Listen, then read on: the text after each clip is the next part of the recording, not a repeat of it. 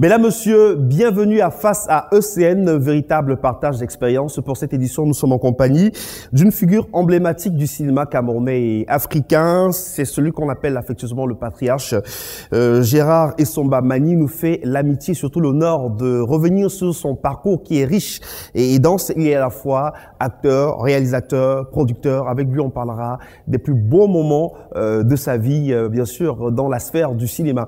Gérard Essomba Mani, merci à vous d'accepter notre invitation. Tout le plaisir est pour moi, jeune homme. Comment vous portez? Comme un vieux nègre sans médaille. J'ai l'habitude de le dire. Oui. C'est un souvenir de l'homme dont vous connaissez quand même l'expression, c'est-à-dire Ferdinand Oyono, dont je devais jouer la pièce, mais qui malheureusement n'a jamais été travaillé pour en faire un film. Alors, on vous appelle affectueusement le patriarche. Vous vous reconnaissez dans cette appellation-là aujourd'hui? Pourquoi pas? Il ne faut pas refuser son âge. Vous savez que si je revenais un tout petit peu en arrière sur l'histoire de mon pays, je peux dire que c'est dans ces lieux que j'ai un peu débuté. Ça ne s'appelait pas encore Avenue Kennedy, à côté. Je me souviens que dans les années 54, on a jeté les cailloux à des ministres français de passage au Cameroun. En l'occurrence, c'était François Mitterrand et Gaston Defferre venus pour la fameuse loi cadre. Donc, quand je me retrouve ici, c'est plein de souvenirs et c'est un très grand plaisir pour moi d'être avec vous aussi. Alors, quand vous parlez d'ici, nous sommes sur vos terres, nous sommes en Angola, vous êtes un natif de Yaoundé. Eh oui, eh oui. Je dirais même que je n'ai pas encore touché les dividendes du passé historique parce que le lieu où se trouve le musée national, figurez-vous que c'est à quelques encablures de là que mon grand-père, Mani Ewondo, a été pendu il y a bientôt 120 ans. Et devant mon père qui avait une dizaine d'années, qui a donc assisté à cette exécution. Et jusqu'à ce jour, ça me pèse toujours, j'ai toujours envie que l'État camerounais reconnaisse une partie de l'histoire du Cameroun à partir de l'ethnie Mbogada. Nous sommes les propriétaires de la ville de Yaoundé. Voilà. Et vous êtes donc issu d'une famille forte de la ville de Yaoundé. Vous avez parlé de votre grand-père tout à l'heure, votre père aussi, qui était l'un des premiers maires de cette ville, et journaliste aussi. Oui, mon père, Essomba Mani Antoine, était le 3e maire de la ville de Yaoundé, c'est-à-dire dans les années 56. Le tout premier maire était mon oncle André Fouda, le fils de Ombansi, dont vous connaissez très bien aussi l'histoire. Et puis le deuxième maire de la ville de Yaoundé n'était autre que Robert Coron, dont un quartier aujourd'hui porte le nom. Et là aussi, j'aimerais ouvrir une petite parenthèse parce que pour la jeunesse camerounaise qui entend parler de Coron, ils ne savent pas très bien qu'est-ce qu'il a représenté dans l'histoire du Cameroun. Pour moi, Robert Coron était un Français, mais un Français qui était plus dans le camp camerounais pour l'indépendance du Cameroun. À cet effet, il y a une petite anecdote. Quand Madame Coron, revenant de France, s'est retrouvée à Dakar, elle a été bloquée parce que les Français n'acceptaient pas que son mari soit plus du côté de l'indépendance des Camerounais que des Français.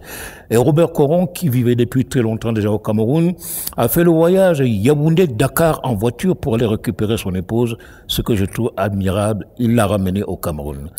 Alors, c'est des souvenirs de votre enfance. Vous avez baigné dans cette atmosphère-là.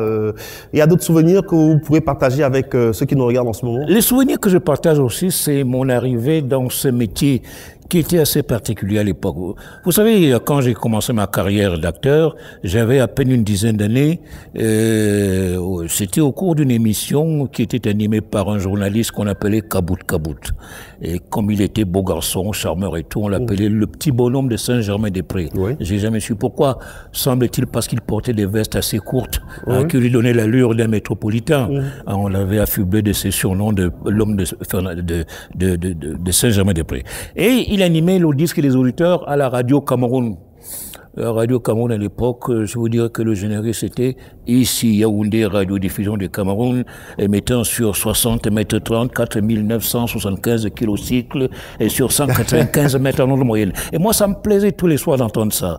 Et je suis allé un soir pour l'émission Le Disque des auditeurs. Il était là, il m'a vu arriver, il m'a dit qu'est-ce que tu veux? J'ai dit je vais demander un disque pour mon père, ma mère et pour le public de Mbogada. Le disque c'était quoi? C'était ah s'il n'y avait pas ton père. Qui était l'auteur de S'il n'y avait pas ton père? Ce n'était autre que Henri Salvador. Oui. Voilà. Et voilà comment ma carrière a commencé un tout petit peu. Et par la suite, avec le Collège Molière, où j'ai fait mes débuts du second cycle, qui malheureusement... Là, c'est en France, là? Non. C'était au Cameroun. Ouais, au Cameroun, c'est-à-dire parce que j'avais été refusé au Collège Vogt, où je venais de passer mon concours d'entrée en 6e, tout simplement parce que mon père était polygame. Et les frères canadiens qui étaient un peu pointilleux à l'époque ont dit non, pas le fils d'un polygame en classe de 6e chez nous.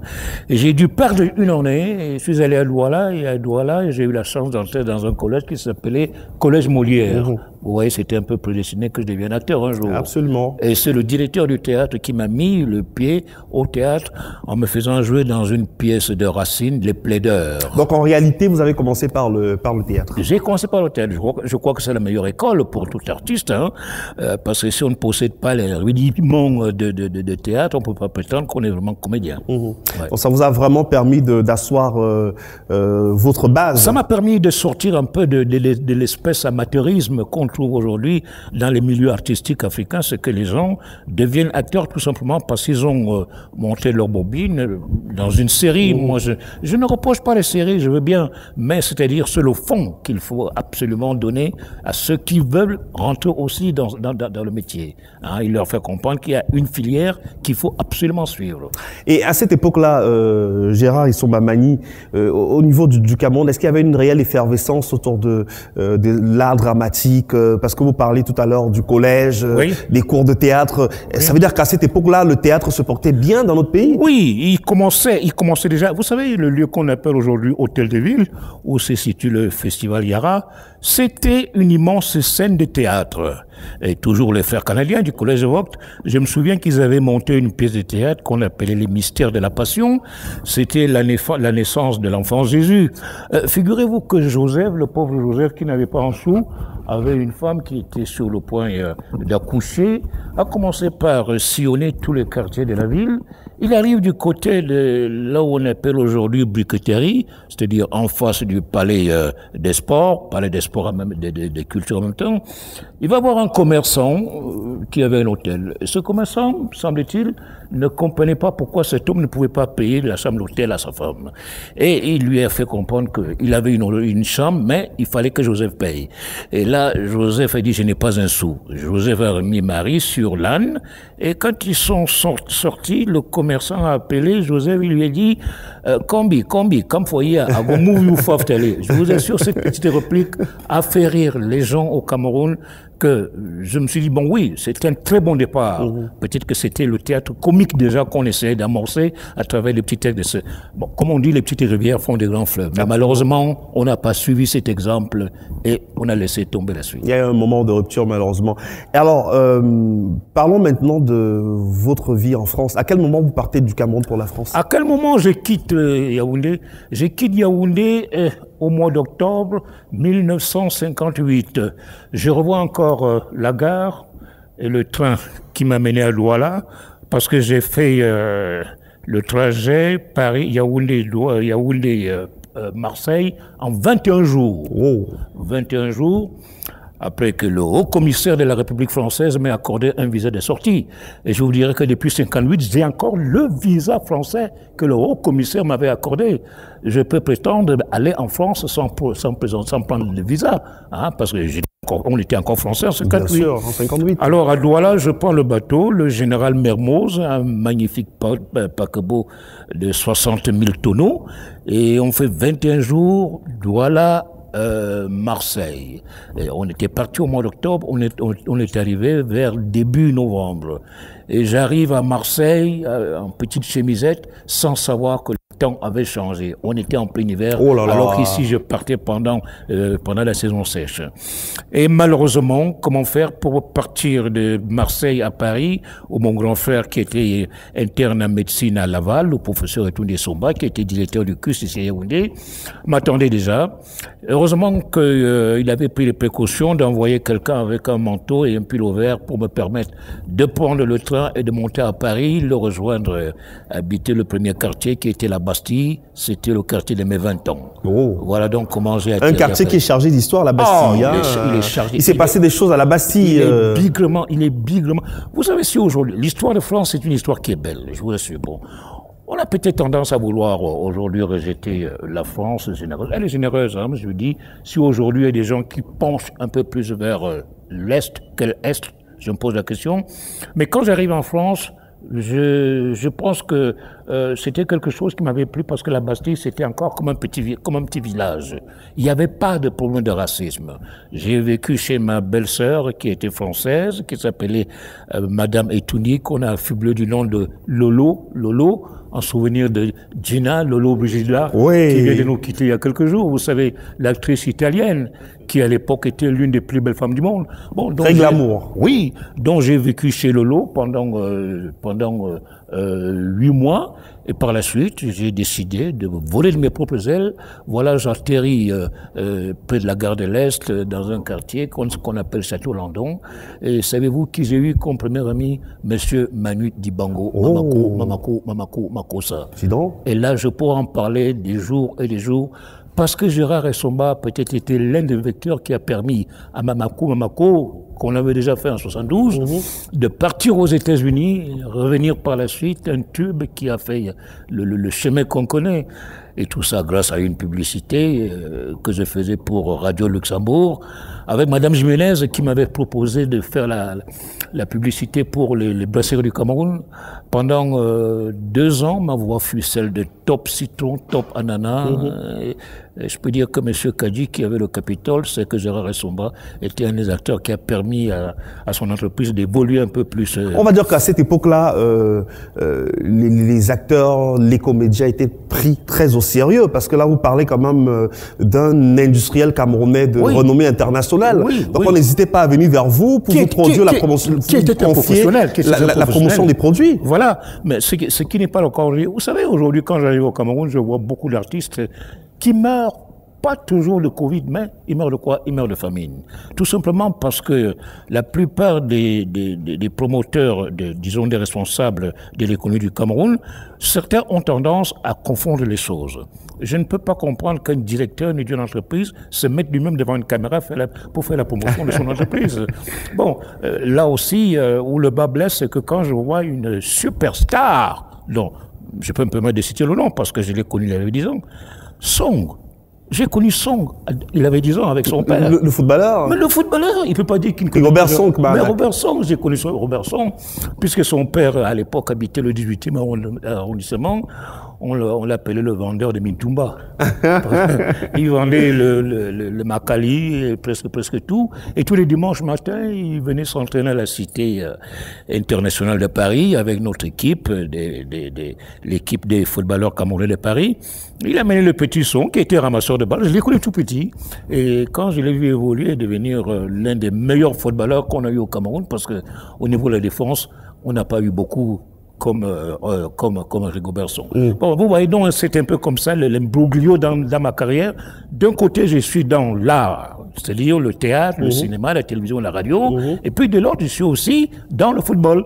Je peux même vous dire qu'il y a un petit exemple, c'est José-Antoine Bell.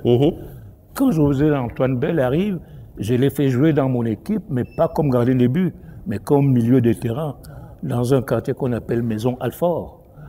Et j'avoue franchement qu'il est parmi ceux que j'ai connus à cette époque, qui est l'un des plus humbles.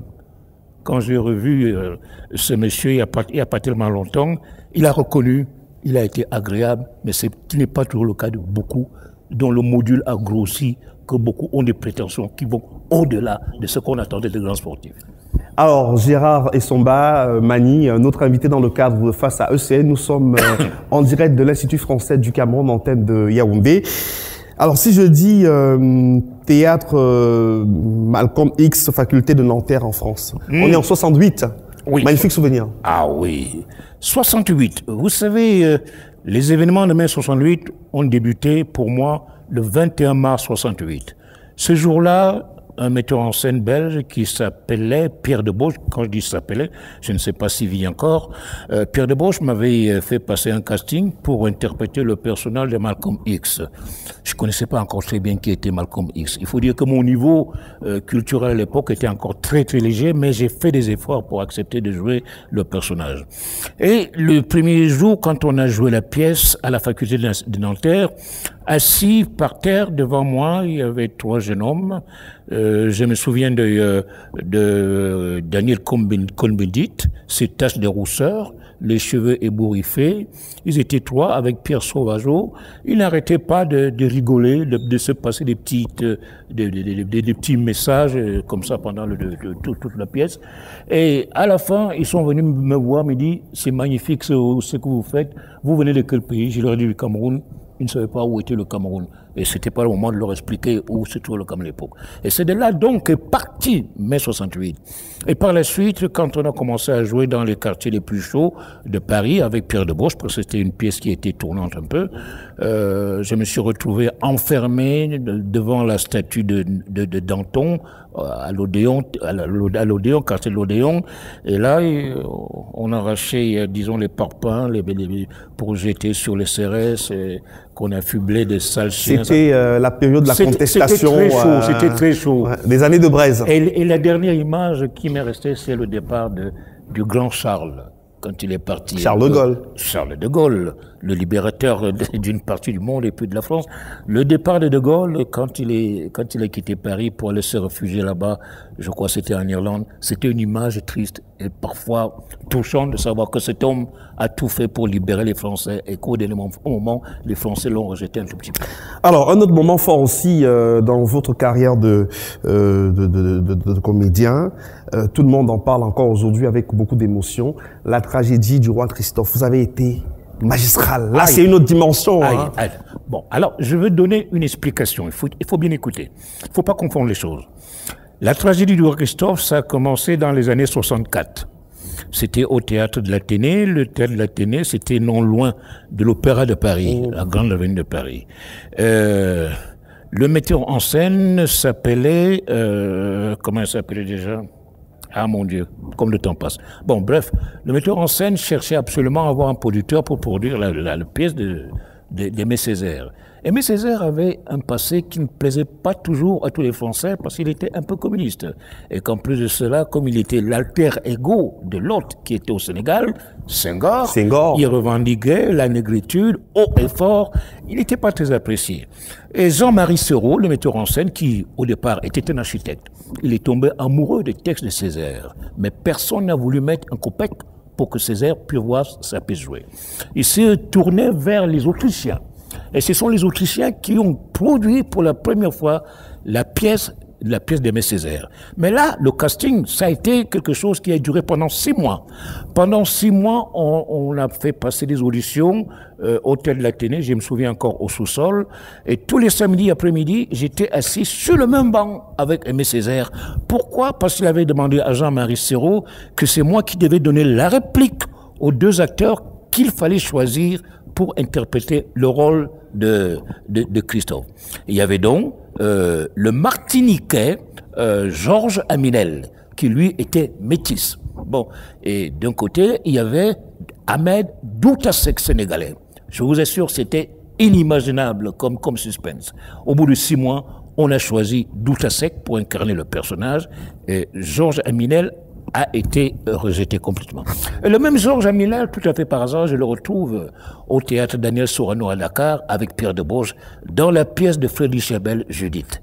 Il me dit, Gérard, toi non plus, tu n'as pas été gardé. Je dis oui, on m'a rejeté après tout le temps que j'ai passé à côté d'Aimé Césaire et que j'avais eu cette espèce d'assurance que j'étais déjà engagé. J'étais jeune comédien. On ne pouvait pas me donner l'un des rôles importants, ni celui de Pétion, ni celui du Gonin. Le Gonin qui a été interprété par un acteur qui nous a quittés, James Campbell. Et là, Aminel me dit, l'avenir t'apportera peut-être une récompense. Il ne s'est pas trompé parce que ma carrière, elle est repartie. Et à quel moment le cinéma intervient dans votre vie? À quel moment vous partez du théâtre au cinéma? Le cinéma, je l'ai commencé avec un artiste camerounais qui s'appelait Attendez, vous savez, je commence à perdre la tête depuis que je suis au Cameroun, j'oublie tout maintenant. Il s'appelait Dia Urbain Moukouri. Urbain Dia Moukouri, c'était le premier réalisateur qui est venu me voir pour me dire j'ai un rôle dans un court-métrage, ça s'appelle le film s'appelait La fleur dans le sang. Il m'a fait interpréter le personnage d'un artiste africain qui avait des difficultés à vivre et se faire accepter dans la société blanche. On a tourné le film, ça s'est pas très bien passé parce qu'il manquait beaucoup de moyens, il n'y avait pas de producteur. Et puis par la suite, bon, j'ai commencé à faire des castings un peu partout à gauche à droite. Mon agent et puis mon directeur de formation, Tania Balachova, qui était une Russe, a essayé de me mettre dans des castings où on pouvait me permettre d'évoluer comme un acteur professionnel, jusqu'au jour où je me retrouve sur le plateau de la Légion Saute sur Colvézi, avec un ami qui nous a quittés, qui était Bruno Kremer, qui était un monstre, ça je vous assure. Pour ceux qui ont eu la possibilité de regarder la série des Maigret qui a été rediffusée abondamment ces temps-ci, c'était un homme fabuleux. J'ai joué avec ce monsieur et qui m'a permis quand même de sortir de l'anonymat, lui aussi, parce qu'il a donné mon nom à certains réalisateurs de télévision, comme monsieur Jean-Christophe Averti, Monsieur Jean-Christophe Averti, à qui je rends d'ailleurs hommage en Bougada pour ceux qui veulent savoir qui est Gérard Assomba. Monsieur Jean-Christophe Averti était celui qu'on appelait l'enfant terrible de la télévision française, qui à l'époque s'appelait la SFP. C'était un quartier qu'on appelait les buts de Chaumont. Pour ceux qui ont vécu cette époque, c'était un endroit sinistre. Personne ne pouvait s'amuser au but de Chaumont quand il fallait d'abord passer par le bureau des figurants, le bureau des stars. Ce monsieur m'a permis de jouer dans une pièce qui s'appelait Impression d'Afrique, tirée du roman de Roman Roussel. Et pour son souvenir, je lui rends hommage à Bougada dans cette espèce d'atelier où on apprend à faire la radio et que j'appelle les verts pâturages. Pourquoi les verts pâturages? Parce qu'Averti a été le premier réalisateur français de faire jouer des acteurs noirs à la télévision française. Il a fait l'adaptation de cette pièce américaine, Les Verts pâturages. Je ne me souviens plus qui était l'auteur. Moi, à l'époque, je ne pouvais pas encore prétendre parce que je n'avais pas encore de véritable statut comme acteur.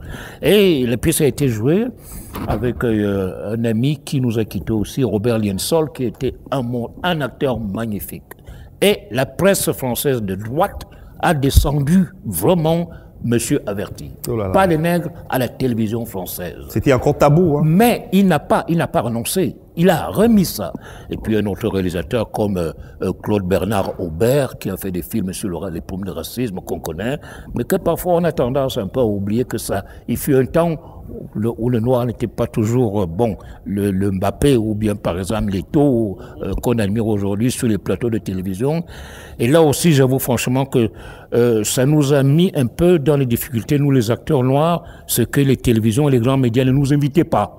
Ah, moi, par exemple, j'ai quitté Paris. Je n'avais jamais été invité ni à Antenne 2, ni à TF1. Raison pour laquelle, en 2003, j'ai refusé l'invitation de M. Drucker. Michel Drucker. Mais figurez-vous que je suis déjà un nom qu'on commence à connaître un tout petit peu. Je suis, en 2003, au FESPACO de Ouagadougou, puisque Ouagadougou, je venais quand même de gagner aussi les talons de Yenega. Il faut le dire aujourd'hui aux Camerounais que bon, aujourd'hui j'entends parler du FESPACO qui aura lieu dans quelques mois, mais que beaucoup ne savent pas que Gérard Assomba est aussi étalon de Yenega 1999. C'est important de restituer la vérité. En tout cas. Ben oui, et là je me retrouve au FESPACO et j'apprends par une amie qui s'appelle Calix Beyala, qui me dit, ah monsieur qui veut t'interviewer. Je dis qui? Il me dit Michel Drucker. Je n'ai pas voulu lui dire le gros mot. Je lui ai dit, c'est pas parce qu'on est en Afrique noire qu'il reconnaît que Gérard Assomba est un acteur qui peut avoir dansé devant sa caméra. J'ai refusé. Voilà, donc Gérard Assomba, une personnalité bien atypique. On dit de lui aussi que c'est quelqu'un de, voilà, qui n'a pas sa langue dans sa poche, quelqu'un avec ses convictions personnelles. Il les assume, hein. Je veux dire par là que quand on arrive dans les poches et qu'on n'est pas agrégé, qu'on n'est pas docteur en quelque chose, vaut mieux s'en mettre plein la gueule. Et c'est pour ça que je leur dis aujourd'hui, je vous envoie vous promener. Parce que je peux citer des noms des gens qui sont en train de regresser le développement du Cameroun aujourd'hui. Le Cameroun est dans une période très difficile. Il faut qu'on se le dise, qu'on l'avoue. Les Camerounais ne s'aiment pas. Ils se font la guerre presque partout. prenez un véhicule, sortez d'ici. Si vous avez le malheur de frôler un tout petit peu le pare-choc d'un automobiliste, on est capable de vous frapper, de vous assassiner même. Il y a un degré de violence qui ne dit pas son nom. Alors, vous avez quand même enchaîné avec des films. Il y a plein de films. On ne va pas revenir sur toute la filmographie. Mais en fait, Rue Princesse aussi, qui a été un film extraordinaire. Pièce d'identité, là, c'est vraiment la razzia totale Dar es Salaam. C'est vraiment... Rue Princesse, il faut qu'on me rende hommage à cet homme. Henri Duparc.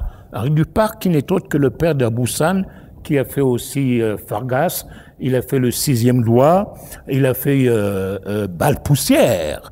Balle Poussière, vous avez entendu parler de Balle Poussière, oui, bien sûr. Les jeunes. Balle Poussière, il s'est trouvé que quand il a fait Balle Poussière, on m'a proposé d'être membre du jury en Martinique à Fort-de-France. Je n'étais jamais allé dans cette partie du monde.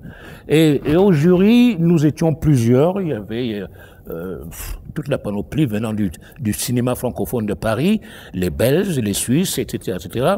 Nous n'étions que 2 Noirs dans le jury.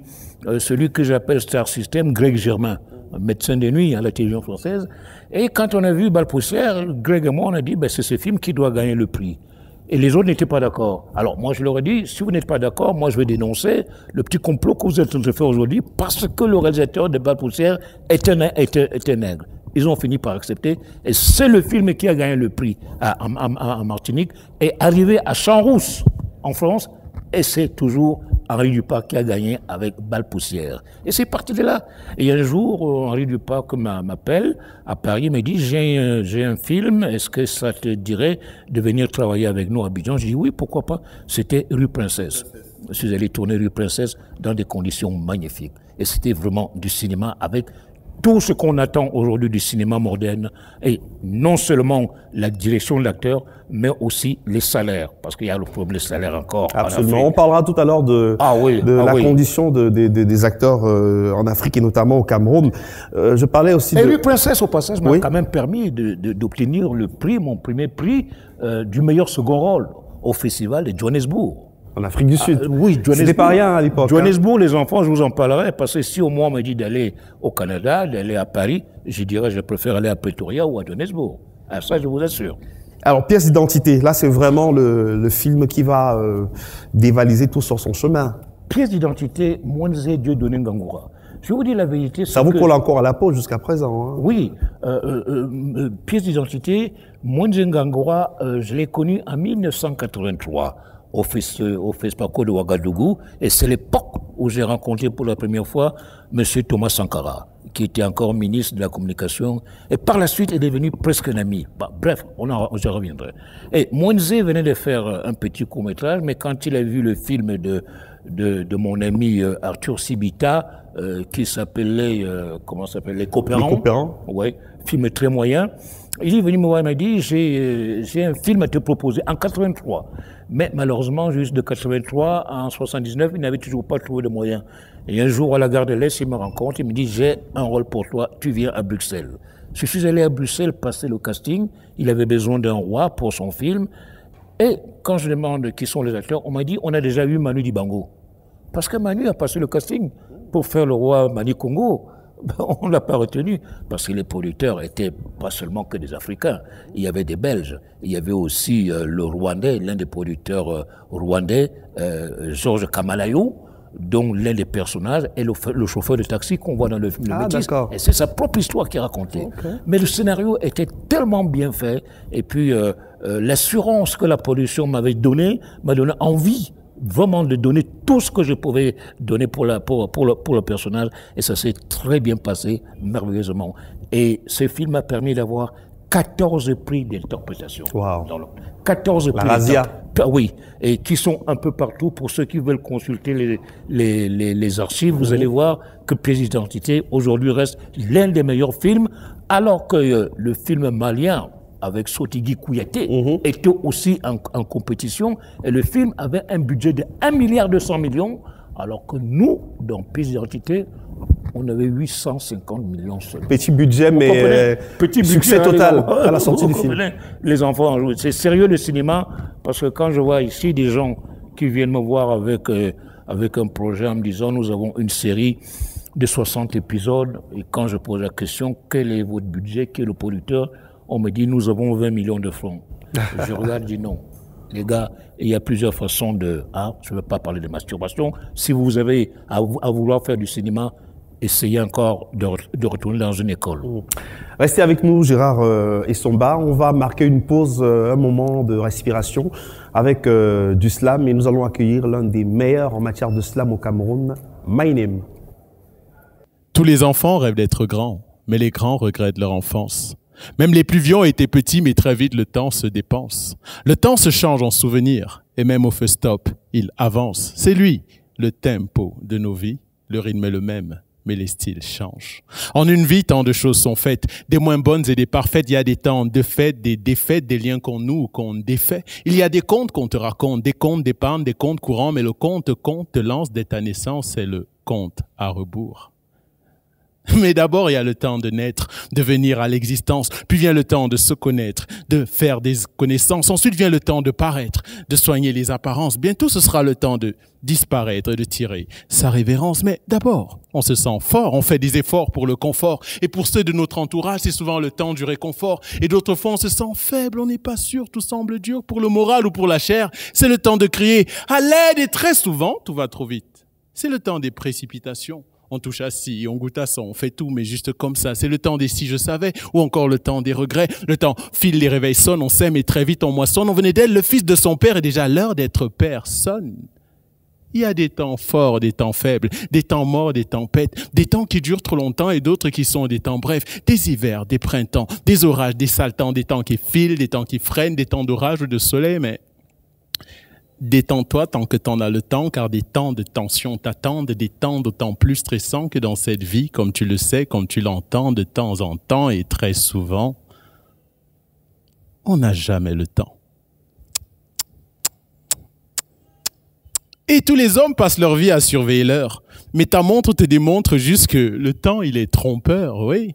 Quand tu regardes ta montre, tu crois que c'est le temps qui passe, mais le temps ne passe pas et tourne en rond. Son passe-temps, c'est de voir nos vies qui passent, puisqu'il nous voit naître, grandir, vieillir, mourir. Le temps ne passe pas en fait, c'est l'homme. C'est lui qui passe.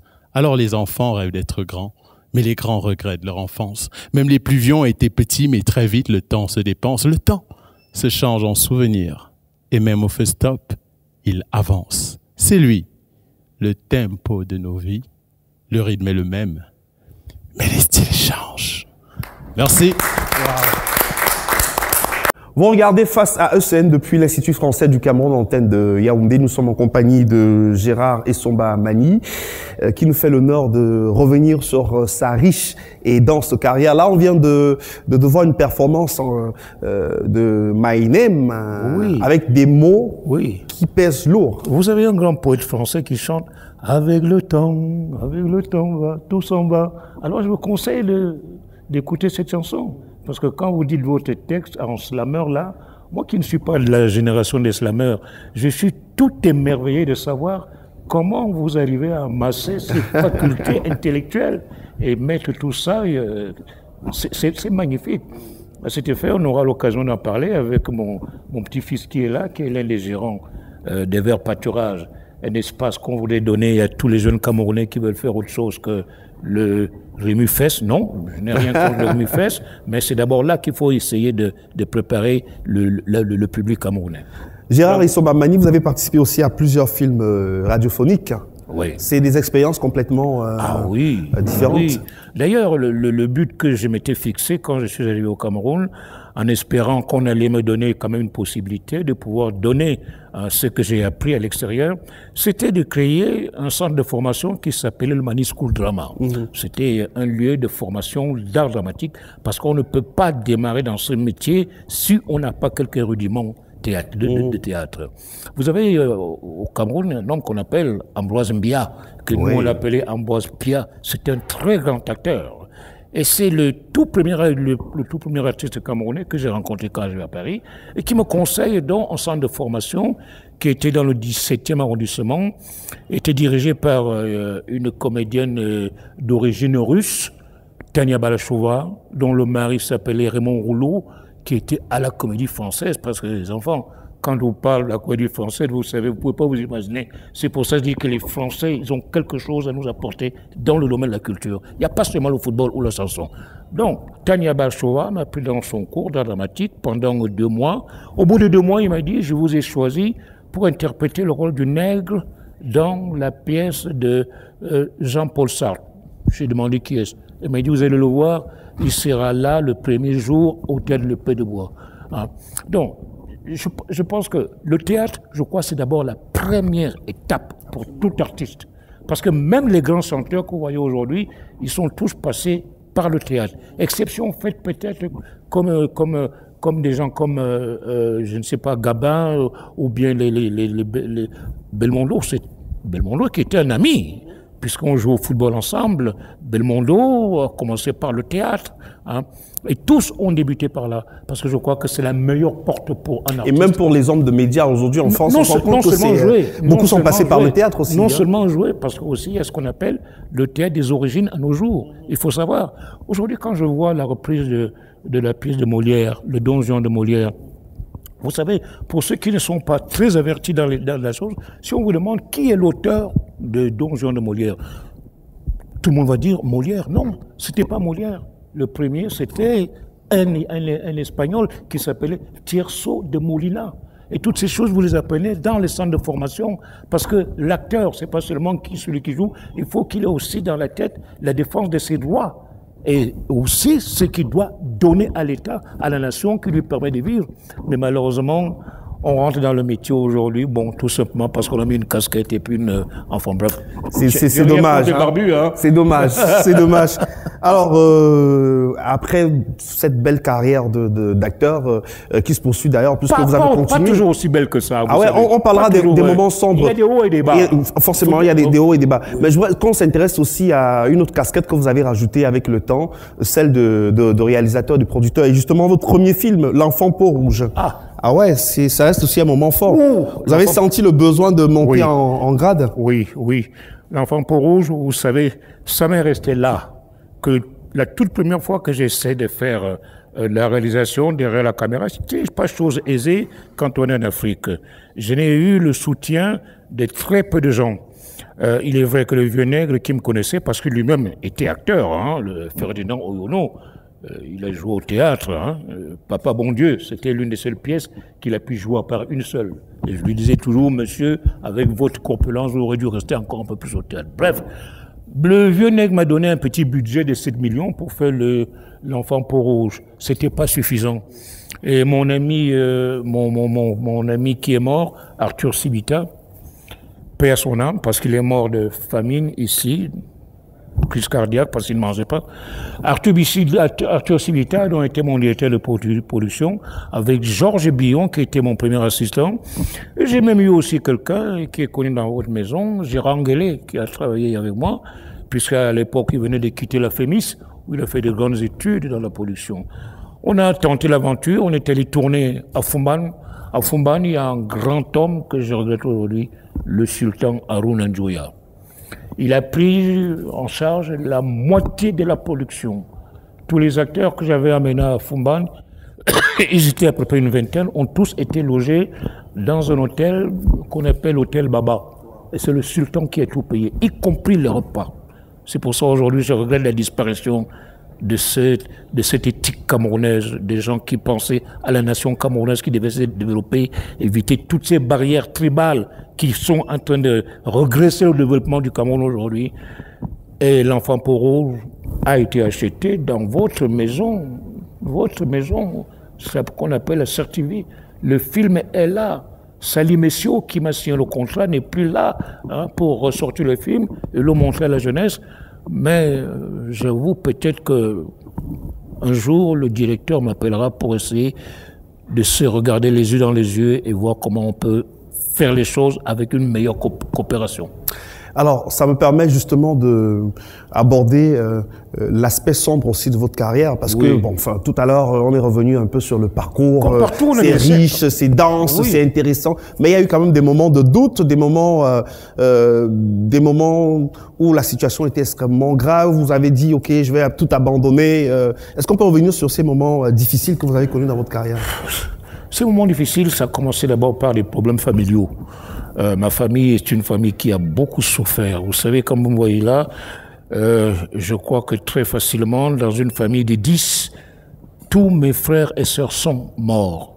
Je reste seul dans la famille, et Somba Mani Antoine, entouré de quelques soi-disant petits-enfants, petits-fils, etc., etc., mais dont le malheur est que beaucoup sont des enfants dont les pères étaient disons, des gens qui ont beaucoup exploité le Cameroun dans le sens de la corruption, ont amassé certaines fortunes, et qu'aujourd'hui je me retrouve presque à portée d'un destin qui peut être même tragique, puisque mes propres neveux veulent ma mort, jusqu'à vouloir me faire partir de l'héritage de mon père. Ça, je ne veux pas en parler sur le plateau. J'ai essayé de sensibiliser quelques personnalités de mon pays, mais quand j'arrive chez un ministre qui a été camarade de classe et que je demande l'audience pour lui faire comprendre que oui, la justice dans ce pays, elle va dans quel sens, et qu'on me fait comprendre que quand le ministre va arriver, il ne faut pas que vous restez à l'entrée, mettez-vous de côté. Je ne comprends rien du tout. Je me suis mis à côté, et le ministre arrive, il reçoit ma demande d'audience, on me fait comprendre qu'il n'est pas libre. J'avais des larmes aux yeux. Et ce ministre a partagé les bancs d'école avec moi quand nous étions gamins au plateau à Temengue. Et là aussi, je me pose la question, où va le Cameroun? Ce manque d'altruisme qui est au Cameroun aujourd'hui ne nous donne pas la possibilité d'espérer qu'en 2035, on va raser gratis. On risque plutôt de s'acheminer vers un véritable conflit ethnique. Et ça, c'est une chose que je voulais absolument me libérer devant vos caméras. Monsieur, je vous remercie. Est-ce que vous avez aujourd'hui des regrets d'être revenu au Cameroun, Gérard Somba Mani? Vous avez vécu tellement d'années en France, vous avez eu une belle carrière, de belles connexions, de belles rencontres. Avec du recul, vous regrettez d'être revenu au Cameroun vivre? Très belle question, Christian. Hier, je disais à quelqu'un que parfois, je regrette d'être revenu au Cameroun. Vous savez, en 89, quand je me retrouve sur une scène de théâtre que très peu d'artistes ont connue, je joue devant 43 chefs d'État de la francophonie. Écoutez bien les enfants, 43 chefs d'État de la francophonie. Et le spectacle que je joue n'était autre que le bicentenaire de la Révolution française, dont je dois faire partie aujourd'hui de l'histoire de la France, de l'Afrique et de mon pays, du Cameroun. Je joue cette pièce assis à 10 mètres de moi, quelqu'un à qui j'ai jeté des cailloux quand j'avais 15 ans. Écoutez, je peux le dire ici, je suis sur le territoire français, parce que ici, ce n'est pas le Cameroun, c'est la France. Et ce monsieur n'était autre que monsieur François Mitterrand, président de la République. Et dans le texte, j'ai cette réplique qui dit « Il n'y a pas plus hypocrite qu'un Français ». François Mitterrand est en face de moi, je croise son regard, je le vois faire sa petite moue. Et moi, j'étais fier. Je croyais qu'effectivement, l'auteur qui a écrit cette réplique avait parfaitement raison. Je pensais que le français seul était hypocrite, mais en me retrouvant dans mon pays aujourd'hui, ce n'est même plus de l'hypocrisie, c'est autre chose. C'est la grosse connerie. C'est la grosse voiture de 80 millions de francs dont on ne sait pas très bien d'où sort l'argent. Vous comprenez? À partir de là, j'ai dit, j'ai des regrets parfois d'être revenu au Cameroun. Et votre quotidien aujourd'hui, Gérard Somba Mani, vous vous occupez à quoi aujourd'hui? À quoi ressemblent vos journées? Aujourd'hui, j'ai dit, si Dieu me donne encore la possibilité de vivre peut-être une dizaine de jours ou de mois, je vis avec mon chat. Mon chat, vous savez qui c'est mon chat? C'est ma femme. Et ça fait 65 ans qu'on est mariés. Au Cameroun, je connais des gens qui se sont mariés 4 ou 5 ou 6 fois, ils n'ont même pas une trentaine d'années. Et qui ont une panoplie de mômes qui mangent même dans les poubelles. Je vais vous raconter une petite anecdote. La semaine dernière, j'arrive là où on appelle immeuble Jaco. Il y a une poubelle à la sortie du ministère de la Défense de l'État du Cameroun, 70 ans après l'indépendance. Je vois un monsieur torse nu qui est en train de manger des épluchures d'ananas dans la poubelle. Quelque temps après, sort du ministère de la Justice une limousine avec un drapeau camerounais. Derrière, un général. Et le soir, au palais pour les vœux, je reconnais le même général qui tend la main au chef de l'État dans le lieu qu'on appelle Palais de l'Unité. Ce Palais de l'Unité n'est pas l'unité uniquement des généraux ou de quelques ministres dont les épouses vont montrer l'opulence de leur corps et de leur compte bancaire. Et là, je dis attention. Attention. Regardez Haïti. Vous avez entendu parler d'Haïti. Haïti, aujourd'hui, on est capable de dormir dans les catacombes. J'ai un ami qui a été nommé Premier ministre à Haïti. Il m'a appelé, c'était un acteur comme moi, Hervé. Hervé me dit, Gérard, je regrette d'avoir accepté. Parce qu'aujourd'hui, Haïti, le pays n'existe plus. Il peut y avoir d'autres Haïti aujourd'hui sur notre continent africain. Tout simplement parce que la culture a été totalement marginalisée. Il y a une petite minorité de gens dont les parents ont permis d'envoyer leurs fils aller à l'extérieur, se faire des beaux diplômes. Ils sont revenus. Certains commencent déjà même à prendre la place du père. Vous savez, ce matin, quand j'entends que le président de la Guinée équatoriale a fait interpeller son propre fils, je dis, mon Dieu, on évolue. Attention. Le Bongo actuel, le président du Gabon, ce monsieur m'a acheté une bouteille de champagne à l'hôtel Montfebeux parce que ce spectacle que j'ai joué en 89 devant 43 chefs d'État, il était le ministre de la Défense de son père. Il est venu vers moi me dire, Monsieur Gérard Essomba, je vous admire, bravo. Mais pas un ministre camerounais est venu vers moi. Vous avez l'impression que sur le plan local, il n'y a pas de reconnaissance par rapport à votre grande carrière sur le plan local? Vous savez, dans ce pays, il y a un homme qu'on appelait Jeune Joléa, qu'on appelait la perle noire de Saint-Étienne. Ce monsieur était mon voisin de chambre. Quand je jouais ce spectacle à Dakar, Joléa est allé engueuler le ministre des Affaires étrangères du chef de l'État qui ne s'est pas déplacé pour venir voir le spectacle. Raison pour laquelle j'ai dit toujours dans mon pays, je suis comme l'Australie, tout le monde en parle, mais personne n'en veut.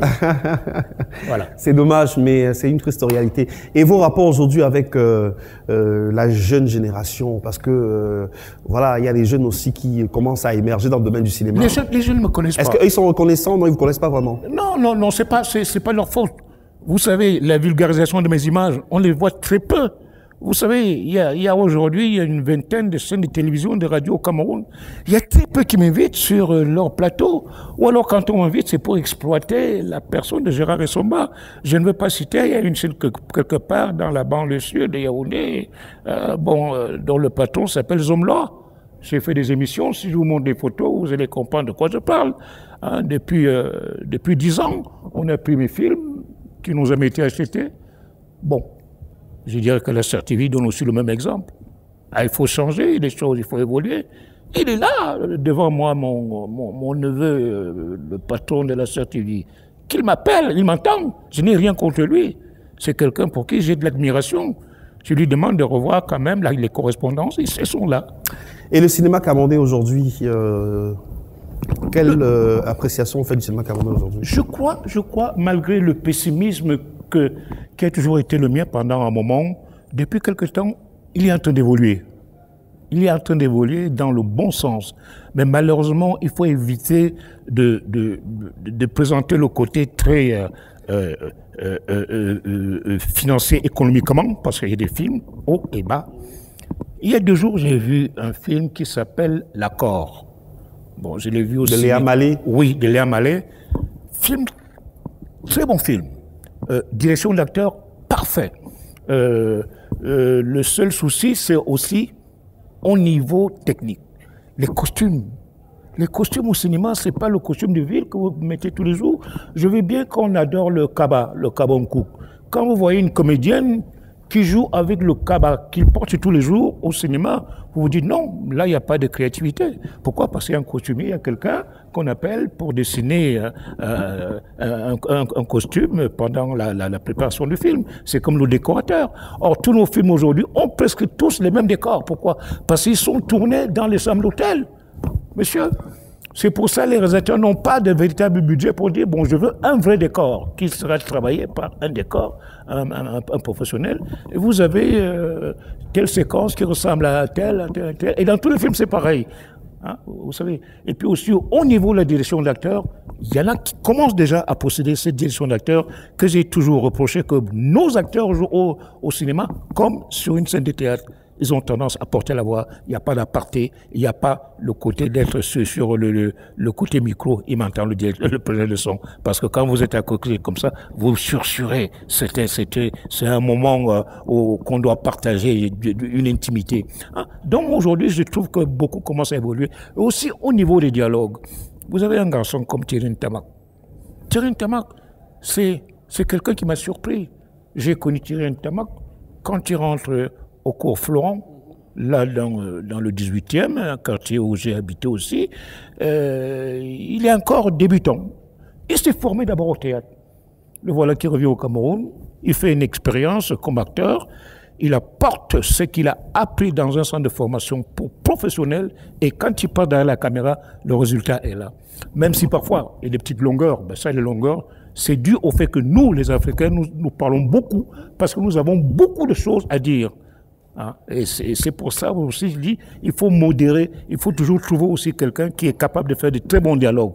Vous avez une personne comme Françoise Elon qui écrit des dialogues magnifiques. J'ai d'ailleurs eu l'occasion de jouer dans un film dont elle avait écrit les dialogues.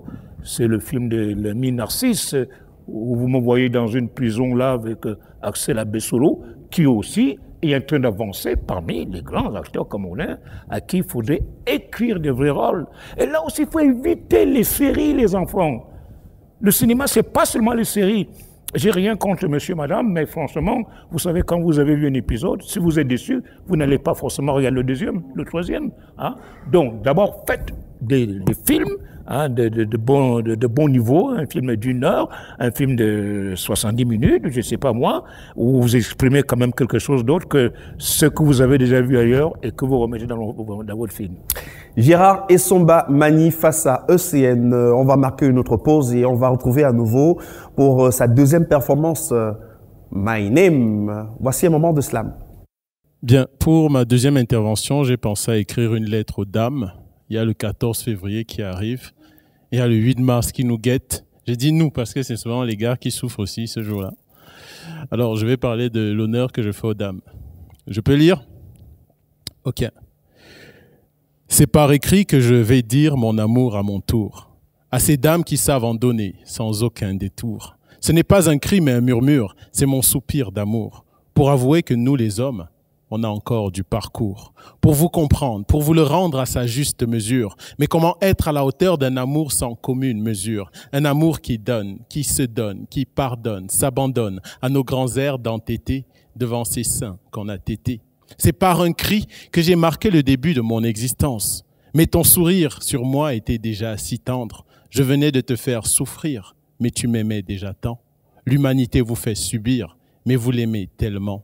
C'est par ce crime que je tue mon orgueil insolent pour vous le dire haut et fort, avouer mes sentiments à chacune de ces femmes, à chacune de ces mamans qui fait naître et grandir des hommes passionnément.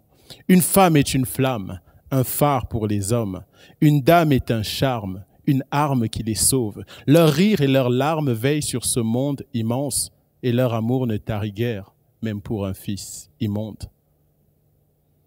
L'amour d'une femme n'est point éphémère et ses sentiments sont efficaces. L'effet de serre fait chauffer la terre, mais l'amour des femmes y trouve sa place. Pour apaiser l'univers, l'action des femmes doit prendre place. Chère mère de l'humanité, rien, non, jamais rien ne vous remplace.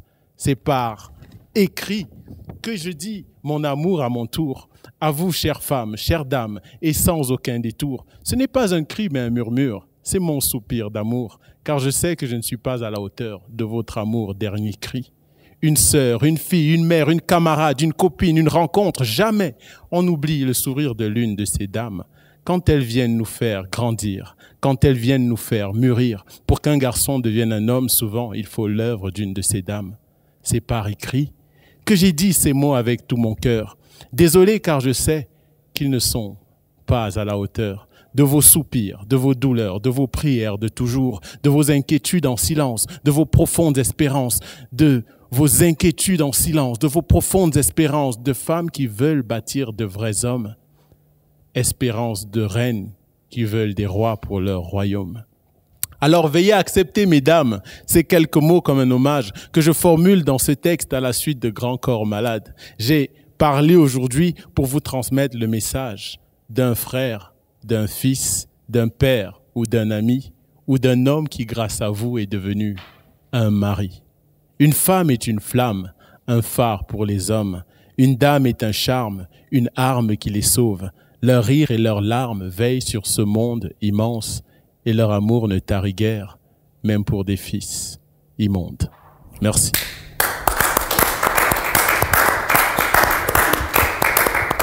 Merci. My Name, quel talent, hein? Le Cameroun a des talents extraordinaires. Extraordinaires. Je suis en admiration de voir qu'il y a tant de jeunes qui aujourd'hui essaient de sortir un peu d'un anonymat intellectuel, culturel, mais qu'on ne leur donne pas la possibilité d'exister. Gérard Issomba Mani, l'acteur rebelle, art et esthétique du comédien africain, c'est de Charles Sceaux, qui vous a rendu hommage à travers cet ouvrage. C'est un spécialiste du cinéma africain. Et justement, vous avez une réaction par rapport à la performance de My Name il n'y a pas longtemps. Je voudrais très modestement partir à travers sentiers et champs, humer l'odeur des bois verts et entendre le clapotis régulier de cette petite rivière qui coule le long des flûtés. Je voudrais une fois encore parler Bambara, Fulbe, que sais-je encore, toutes ces langues de mon enfance, là au pied des collines de Makabaï. Je voudrais, comme le fit en son temps, le piéton de la grande route, mon sac sur le dos, parler avec le paysan, si souvent incompris. Je lui montrerai les clichés de mes illusions inassouvies. Il lèvera son regard vers moi, comme pour s'assurer que c'est bien moi l'homme au bicorne de Napoléon. On sourira ensemble de manger 2 doigts de banane, puis calmer notre soif dans la calebasse d'eau puisée entre les pales d'évier. Peut-être que le soir venu, il me désignera une case pour dormir après avoir partagé le plat de la boule de N'Djamena. Au petit matin, je repartirai après lui avoir chanté une chanson de mon enfance dans une langue qu'il ne comprendra pas, mais peu importe, puisque nous aurons partagé le même sentiment d'amitié. Je sens qu'il aura glissé une noix de cola rouge dans mon sac à dos. Je voudrais tellement marcher jusqu'aux collines des Grands Lacs, m'agenouiller et faire un signe de croix en guise de rédemption pour toi, vieillard, sauvagement battu à coups de gourdin par un animal au visage d'homme. Je voudrais tellement de choses pour combler leur attente qu'il faudrait couvrir le mont Cameroun des biais jusqu'au sommet. Je voudrais vous aimer. Et vous? Oh, magnifique. Mais quelle mémoire, Gérard Issomba. Vous avez plus de 80 ans, mais comment vous faites pour garder la mémoire aussi fraîche, aussi intacte? C'est quoi votre secret? Mais malheureusement, depuis que je suis au Cameroun, j'ai la perte de jour en jour par la situation que je vis personnellement. C'est un drame pour quelqu'un qui a quand même exercé ce métier pendant plus d'une quarantaine d'années, de se voir marginalisé tout simplement parce qu'il n'est pas dans la même idéologie que ceux qui pensent que le Cameroun, après eux, déluge. Non, stop, il faut arrêter. J'ai beaucoup de personnalités qui sont au pouvoir aujourd'hui. Quand je les regarde, je dis, vous savez, il n'y a pas suffisamment de place pour vous envoyer à Kondengui. Hein? Je ne sais pas si vous avez lu le Zouave de Rasputin. Non. Qui parmi vous a lu le Zouave de Rasputin? Personne. Jadis dans le village de Nkolbowa, près d'Aboumezap, vivait un homme d'une 50aine d'années, petit de taille, rond comme un tonneau de cognac, sournois et plein de dérision que tous les passants s'écartaient sur son passage. À sa naissance, rien ne laissait imaginer qu'à plus de 200 km, plus au sud, un enfant né le même jour que lui et de sexe masculin devait être son clone. C'est la drôle d'histoire du Zouave de Rasputin que je veux essayer de vous narrer. Écoutez, bonne chance d'ici, mais aussi d'ailleurs, où cette histoire fera rire plus d'un. Une voisine chez qui le Zouave passait les 3/4 de sa journée à lui faire la cour, lassée par ses avances, le jeta hors de sa maison. Vous voyez, il y en a là. Ouais, wow. Bonjour à tout le monde, je m'appelle Djeke Narcisse. Djeke Narcisse est mon nom et je suis très honoré de prendre part à cette émission. Et j'avoue que c'est ici que je découvre le patriarche et je suis très ému, très émerveillé de tout ce qu'il a pu faire. Parce qu'en le découvrant, j'ai tapé sur Internet et j'ai vu il y a tout toute une bibliographie sur lui et vraiment ça m'a ému. Et ma question c'est celle de savoir en tant que patriarche aujourd'hui, quel est le conseil, quelles sont les recommandations que vous pouvez donner à la jeunesse, ceux-là qui ont pour ambition de se lancer dans le cinéma, de faire une carrière dans le cinéma pour pouvoir aller aussi loin que vous, pour pouvoir relever l'image du Cameroun, pour pouvoir ou rehausser cette image-là. Merci beaucoup. Oui, je crois que la première des choses, c'est l'écoute et le parler, c'est-à-dire parler entre vous. Parce que j'ai toujours eu l'impression que les Camerounais ne se parlent pas. Ou alors quand ils se parlent, c'est autour d'une bouteille, d'une bière dont je ne vais pas citer le nom, vous la connaissez. Hein? Mais malheureusement, les discussions ne portent pas toujours sur ce qu'on attend d'eux. Le problème culturel est crucial au Cameroun aujourd'hui. L'unité de la nation camerounaise ne se ferait qu'autour de la culture. Parce que le nombre de textes que je reçois et que j'ai là, en Bogada, si je vous les montrais, vous allez me prendre pour un imbécile, pour un fou. Je ne peux pas dire qu'un seul de ces textes a intéressé les responsables du ministère de la Culture. Et dans mon propre quartier, il y a une annexe du ministère de la Culture et ils m'ignorent complètement. Ils m'ignorent complètement. Donc, moi, je dis qu'à partir de là, il y a un problème qui est profond, c'est-à-dire au niveau de ceux qui gèrent la nation camerounaise, il y a deux assemblées. Il y a l'Assemblée nationale, il y a le Sénat. Il vous appartient à vous d'essayer de vous rapprocher de ces messieurs et dames et leur poser des questions pour l'avenir de votre jeunesse et de vos enfants. Où veulent-ils amener le Cameroun vers un état catastrophe? Attention, nous sommes en 2024 bientôt, et bientôt 70 ans, le Cameroun n'a pas beaucoup décollé sur le plan culture. C'est à vous, la jeunesse d'aujourd'hui, dont on attend des choses. Nous, notre génération, on a déjà beaucoup fait. Quand je vous dis qu'on était en groupe ici pour jeter des cailloux à ceux qu'on appelait les occupants, les Français, la preuve, c'est qu'aujourd'hui, je ne suis pas au Cameroun, je suis dans l'État français et à qui je rends hommage aussi. Et je remercie, mais c'est à vous maintenant de prendre votre destin en main. Il ne faut pas vous coucher et attendre qu'on vienne vous dire, monsieur, on va vous donner 200 millions de francs pour faire un film. Non, bougez. Bonjour à tous et à toutes. J'aimerais commencer par remercier le patriarche pour l'honneur qu'il nous a fait de venir partager sa riche expérience. Aujourd'hui, vous pouvez être présenté comme un personnage totémique du cinéma au Cameroun. Ma question est au niveau de la différence qu'on peut percevoir aujourd'hui entre le cinéma qu'on peut appeler de la partie anglophone et le cinéma de la partie francophone. On a tendance à voir que ceux de la partie anglophone aujourd'hui ont un peu plus d'avance sur ceux de la partie francophone. En tant qu'observateur et avec toute l'expérience que vous avez, pour vous, quel peut être ce qui a fait en sorte que cela puisse avoir cette avance-là sur par exemple ceux de la partie francophone? Merci. Je veux répondre tout de suite. Le cinéma au Cameroun, il a tendance à être considéré dans la partie anglophone comme un cinéma très proche de notre plus proche voisin, la Nigeria. Du fait de la langue, nous parlons la même langue que les Nigérians. Mais moi qui ai connu le cinéma nigérian depuis Paris, avec des hommes comme Ola Balogun, et aussi, vous avez un grand écrivain, le prix Nobel, Wole Soyinka. Wole Soyinka. Est-ce que vous savez que Wole Soyinka a remplacé Gérard Aïssouma dans une pièce de théâtre? Non, on ne vous l'a jamais dit. Ça s'est passé dans les années 70 dans un grand théâtre français qui s'appelle le TNP, Théâtre National Populaire. Les anglophones avaient écrit une pièce qui s'appelait Les Anges Meurtriers. Et la pièce était montée par une Anglaise qui s'appelait Joan Littlewood.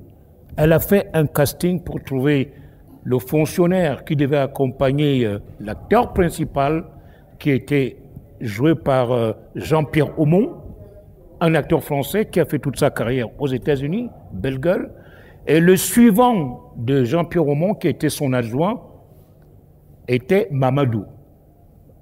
Aumont interprétait le secrétaire général des Nations Unies.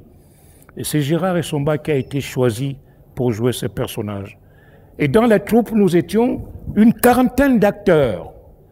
20 acteurs blancs et 20 acteurs noirs. Et il s'est trouvé que Gérard Essomba, je devais jouer avec les acteurs blancs parce que j'étais très proche du secrétaire général des Nations Unies. C'était quelque chose de magnifique.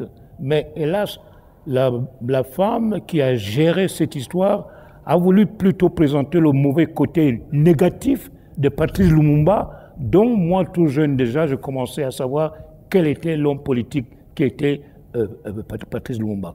Bon, pour revenir à la question que tu poses, la partie anglophone du Cameroun, on rencontre des artistes qui ont déjà un certain talent. Je peux en parler puisque mon dernier film s'appelle Life Point. Life Point. J'ai tourné ce film à Limbé. Quand Madame Kitia m'a apporté le scénario, le film de Nkwai, que je ne connaissais pas, quand je l'ai lu, je l'ai mis de côté. J'ai dit, c'est pas mon genre de film.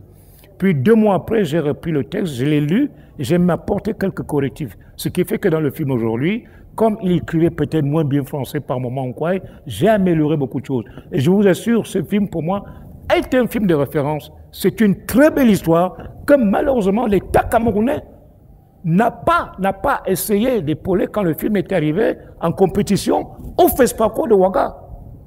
Non, c'était pour moi un début de savoir que la partie anglophone est capable de faire des films de meilleure qualité et aussi des acteurs aujourd'hui qui sont presque des professionnels. J'avais moi-même un projet, un film que je voulais tourner, Sonora. Vous avez entendu parler de Sonora. Sonora, c'est quoi? C'est l'usine de raffinerie qui est là-bas à Limbé, pour ceux qui sont anglophones, qui connaissent le coin. Mais hélas, l'usine a pris feu. À partir de là, je me suis dit, il y a un problème au Cameroun. Le film est tombé. Les anglophones écrivent un meilleur cinéma aujourd'hui que les francophones. Je suis désolé de le dire. Pourtant, je suis francophone. Je reçois des manuscrits et je vois le jeu de certains. Beaucoup ne jouent plus aujourd'hui comme à l'époque où les gens jouaient un client, vous suffirez. Ça passe. Et moi, j'encourage. J'ai dit à notre ministre de la Culture, vous devez faire une autre politique aujourd'hui sur la diversité linguistique que nous avons, donner la possibilité à ceux qui ont déjà une formation dans la partie anglophone, de les intégrer encore un peu plus dans la partie francophone et faire un ensemble qui sera l'unité de la nation camerounaise. Je me présente, moi c'est Roger Essomba, petit-fils du patriarche. Je peux répondre à la question du frère. Je suis avec le patriarche chaque jour et je comprends que le problème du Cameroun, de la partie francophone, c'est que beaucoup refusent d'apprendre.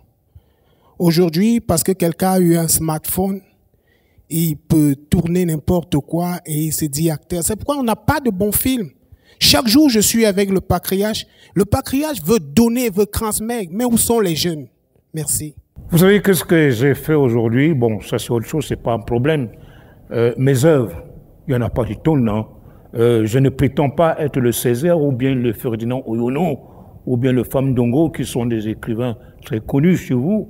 Parce que là aussi, il y a un problème, c'est que tous ceux qui viennent de la diaspora, ils sont totalement marginalisés par les médias camerounais. Je vous ai dit oui, franchement.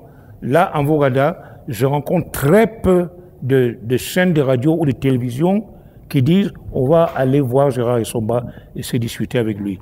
Et puis aussi, il y a aussi l'amélioration des conditions. Vous savez, quand vous êtes un artiste, vous avez une journée. Si par exemple on vous dit, on vous invite à une chaîne de télévision, à V4 par exemple, ils vont occuper votre temps. Ils ne vont pas créer ce que vous allez dire. Donc vous participez à améliorer le confort intellectuel et peut-être même matériel de cette chaîne. Si vous êtes bon, il faudrait que cet homme comprenne que vous êtes un collaborateur qu'on doit rémunérer. Et à partir du moment où notre pays n'aura pas signé ce qu'on appelle la convention collective les enfants, la convention collective, c'est un statut qui règle les problèmes artistiques dans le monde entier. Personnellement, j'ai été invité à l'Homme Pays l'Organisation mondiale de la protection intellectuelle, qui est là-bas à Genève, en 2003, pour parler des difficultés des artistes subsahariens. Et on m'a permis de faire un discours de 15 minutes. Je leur ai fait comprendre que j'en avais beaucoup à dire. Ils ont accepté. J'ai fait un discours de 40 minutes. Et la présidente de cette séance n'était qu'une actrice américaine qui était la présidente des artistes américains.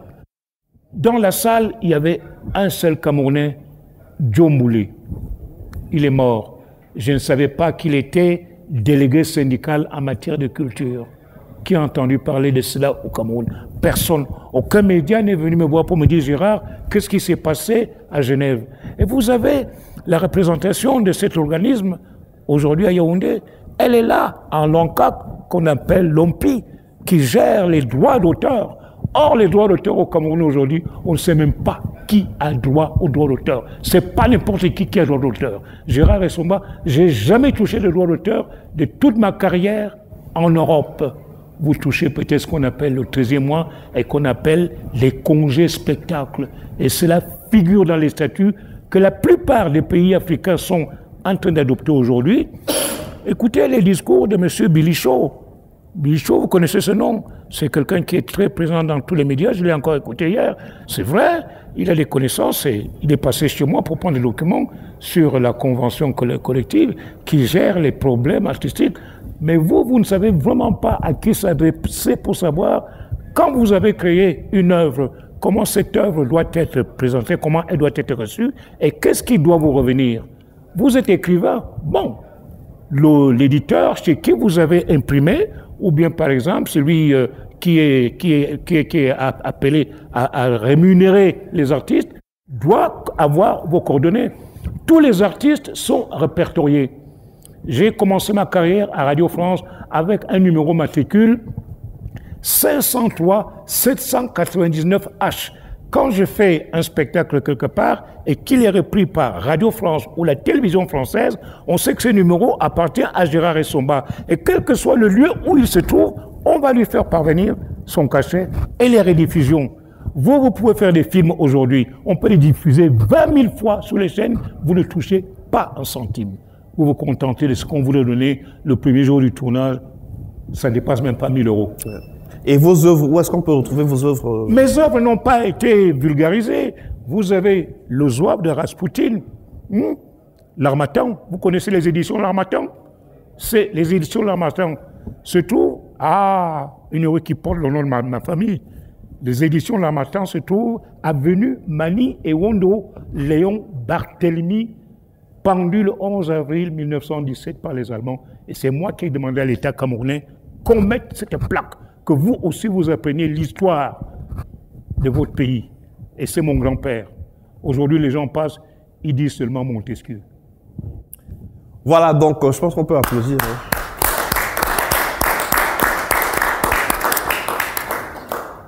Gérard Essomba Mani face à Hussein, on va bientôt se quitter.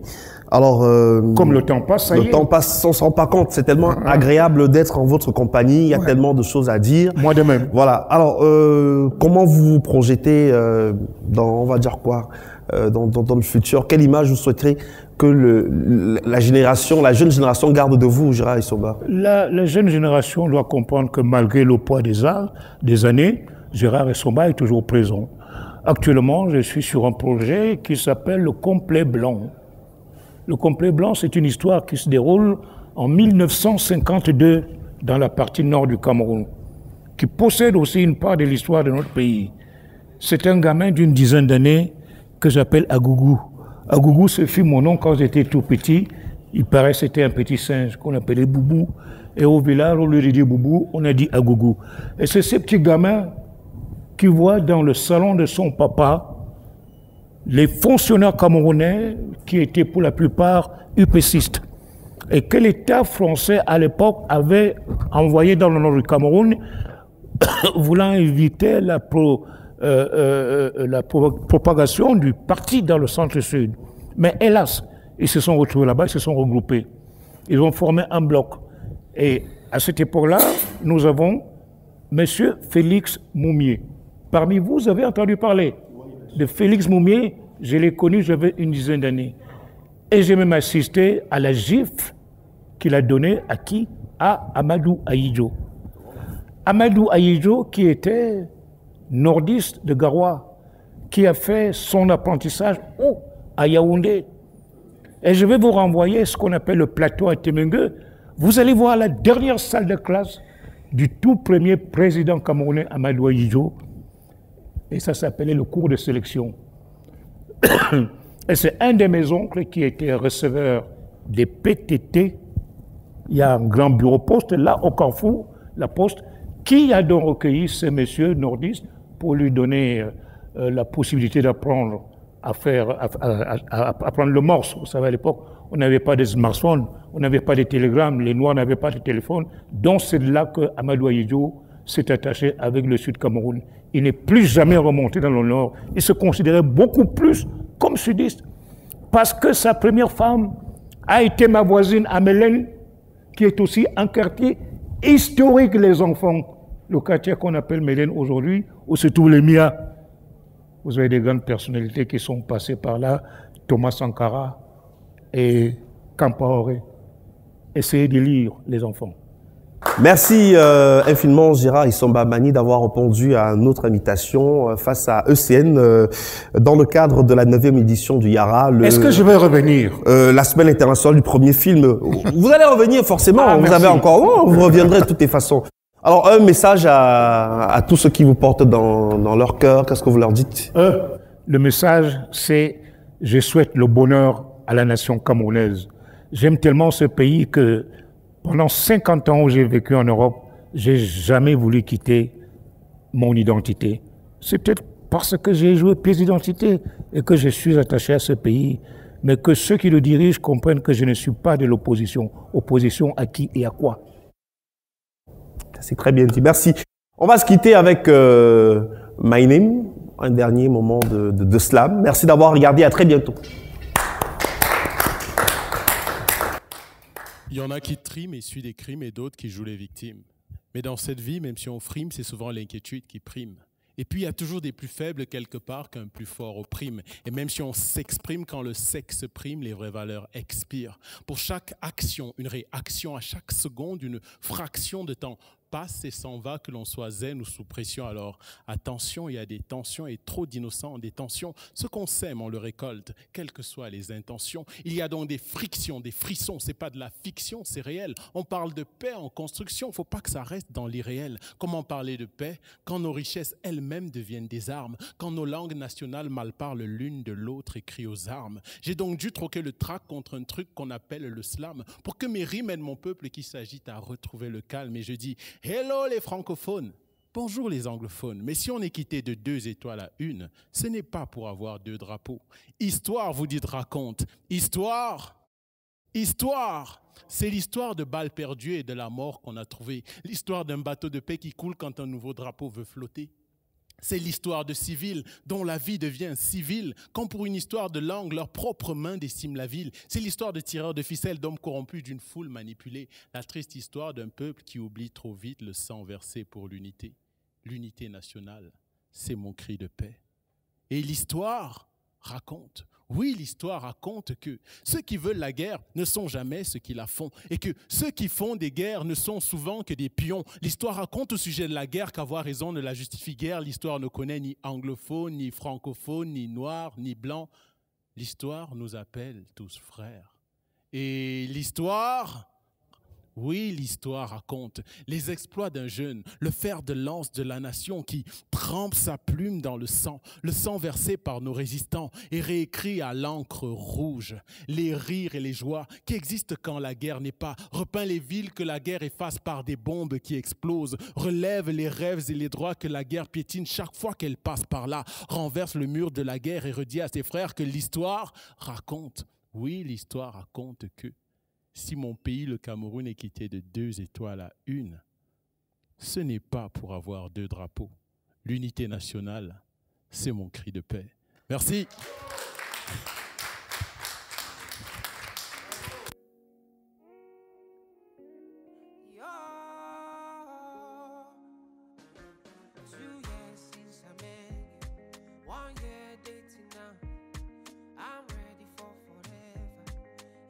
everybody got to know you. Maybe you know, no, say me, I been there plan to marry you. No be holiday too, I already know I go wifey you. It be like you go make them